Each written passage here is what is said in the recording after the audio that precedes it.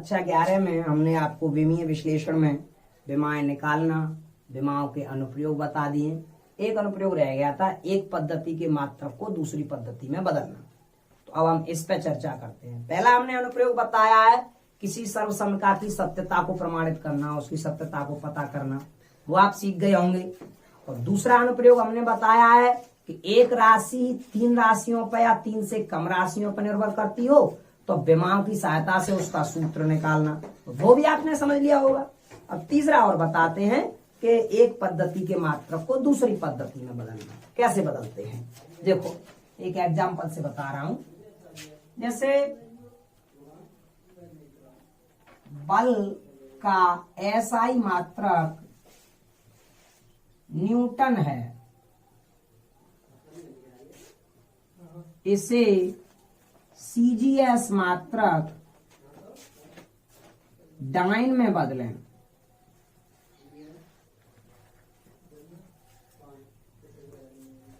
तो कैसे बदलते हैं सुनिए। पहले हम बल की विमा लिखें। बल की विमा होती है mLT-2। ठीक है, हम 1 न्यूटन बल को बदलेंगे। कितने को? 1 न्यूटन को। बल का आंकिक मान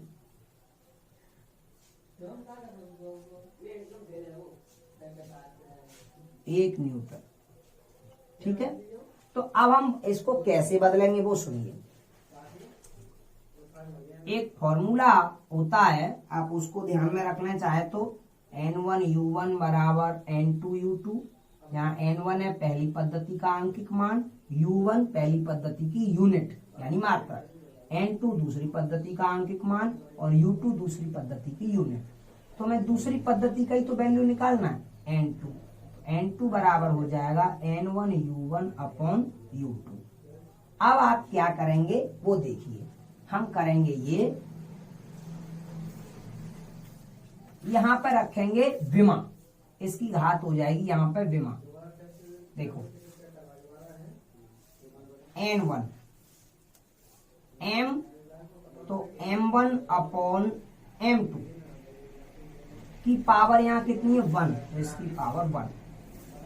अगली विमा क्या है L यानी L1 अपॉन L2।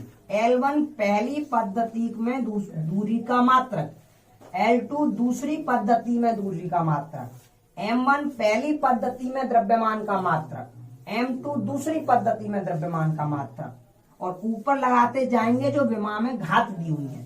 तो इसकी घात कितनी है? कुछ भी नहीं, 1 है। अगला ऐसे लिखेंगे T1 अपॉन T2। T1 पहली पद्धति में समय का मात्रक और T2 दूसरी पद्धति में समय का मात्रक, और इसकी घात कितनी लग रही है विमा में -2। गौर दे के समझ लें कि पहली पद्धति के जो विमा में अंक प्रदर्शित हो रहे हैं पहले वो, और उनके नीचे दूसरी पद्धति वाले। ठीक है, और उनकी घात वो लगाएंगे जो विमा में प्रदर्शित की गई है। तो देखो जैसे N2 बराबर N1 की वैल्यू कितनी है 1, M1 पहली पद्धति कौन सी है SI, और SI यूनिट में आपका M मतलब द्रव्यमान का मात्रक होता है किग्रा, और CGS पद्धति में द्रव्यमान का मात्रक होता है ग्राम। लिख लीजिए बस, घात 1 है तो कोई मतलब नहीं। इनटू पहली पद्धति है आपकी SI में दूरी का मात्रक होता है बेटा मीटर, और जो दूसरी पद्धति है CGS उसमें दूरी का मात्रक होता है सेंटीमीटर, तो सेंटीमीटर लिख लीजिए। इनटू समय, पहली पद्धति में भी इसका मात्रक सेकेंड है और दूसरी पद्धति में भी इसका मात्रक सेकेंड है, की पावर -2। अब इनमें से या तो नीचे वाले मात्रकों को बदल लो या ऊपर वाले मात्रकों को बदल लो, या तो नीचे वाले को बदल लो या ऊपर वालों को। मानो मैं ऊपर वालों को बदल दे रहा हूं। 1 इंटू 1 किलोग्राम में कितने ग्राम होंगे? 1000 ग्राम, यानी 10 की घात 3 ग्राम। एक जैसे कर लेते हैं, और बट्टे ग्राम, और इंटू ऐसे ही मीटर को सेंटीमीटर में बदल लो या सेंटीमीटर को मीटर में बदल लो। मानो मैं मीटर को बदल रहा हूं, 1 मीटर में कितने होंगे? 100 सेंटीमीटर, यानी 10 की घात 2 मीटर। और बट्टे सेंटीमीटर, और बट्टे ये भी सेंटीमीटर। इसको तो बदलने की जरूरत नहीं है, तो यहीं कट गए, ये तो रहा ही नहीं, खत्म हो गया काम। यहाँ सेंटीमीटर से सेंटीमीटर, ग्राम से ग्राम, तो N2 बराबर आ गया 10 की घात 3 गुणा 10 की घात 2, मतलब कि 10 की घात 5 हो गया, 10 की घात 5 डाइन, बस ये बदल गया। तो 1 न्यूटन में 10 की घात 5 डाइन पाए जाएंगे। डाइन किस पद्धति का मात्रक है? सीजीएस पद्धति का। और न्यूटन किस पद्धति का मात्रक है? न्यूटन एसआई पद्धति का या एनकेएस पद्धति का। तो कुछ खास नहीं करना, ये फॉर्मूला लगाइए, जो उसमें प्रदर्शित हो रही है विमा में, जो साइन एम है, एल है, टी है, जो वगैरह है, उसको एक पहली पद्धति के बटे दूसरी पद्धति के, और उनकी घात लगाते जाएंगे वो जो विमा में प्रदर्शित की गई है। इस पर आपकी वैल्यू निकल आएगी, फिर उनको चेंज कर लीजिए। तो चेंज तो आप कर लेते होंगे, 1 मीटर में कितने सेंटीमीटर, सेंटीमीटर में कितने मीटर, ये सब आप पढ़े लिखे होंगे। इतने पढ़े लिखे नहीं होते तो फर्स्ट ईयर में कैसे आ जाते, इतने तो पढ़े लिखे हैं, ये आप बदल सकते हैं, छुट्टी। ठीक है, अब इसके आगे वही इस चैप्टर में रह जाती हैं विमाओं की सीमाएं। तो क्या क्या लिमिटेशन है विमाओं की, वो और हम आपको बता दे रहे हैं।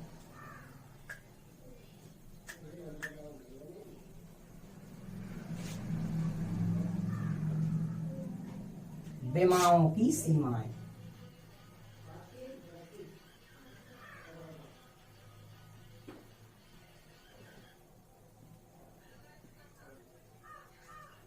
क्या क्या लिमिटेशन है? देखो, नंबर 1, विमा सदिश अदिश का ज्ञान नहीं कराती।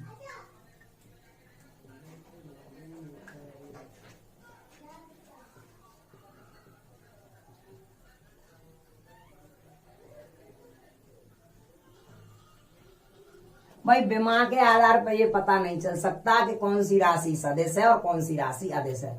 आपने देखा होगा चाल की भी विमा है LT-1 और वेग की भी विमा है LT-1। तो भाई दोनों की विमा समान है, जबकि चाल अदिश है और वेग सदिश है। तो इस सदिश अदिश का कोई ज्ञान नहीं कराती। दूसरी चीज, 3 राशियों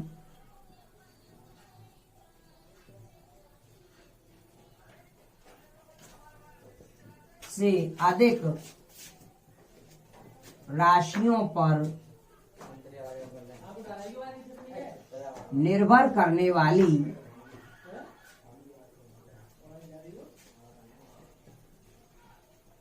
राशि का सूत्र नहीं निकाला जा सकता।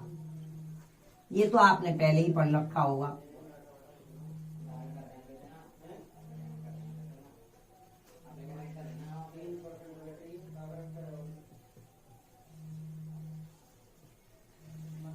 जो राशि 3 राशियों से अधिक राशियों पर निर्भर कर रही हो, उसका हम सूत्र नहीं निकाल सकते विमीय रीति से। 3 से कम वालियों का तो निकाल सकते हैं, या 3 पर डिपेंड कर रही हो उसका निकाल सकते हैं। तीसरी, त्रिकोणमितीय पद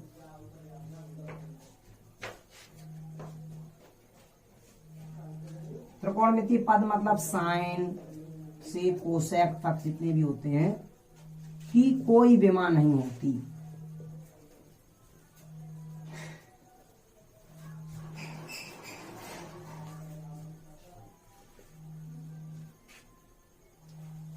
त्रिकोणमितीय पद की कोई विमा नहीं होती। ठीक है, और चौथा है, त्रिकोणमितीय पद की तो कोई विमा नहीं होती है। और चौथा है लॉगरिथम पद।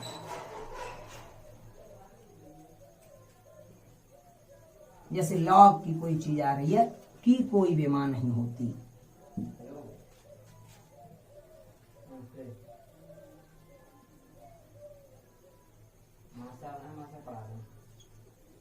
लॉगरिथम पद की भी कोई विमा नहीं होती। ठीक है, ये आपकी सीमा है, इनको आप याद रखेंगे। बस इतना ही पढ़िए इस चैप्टर में, आपके यहाँ इतना ही है। धन्यवाद।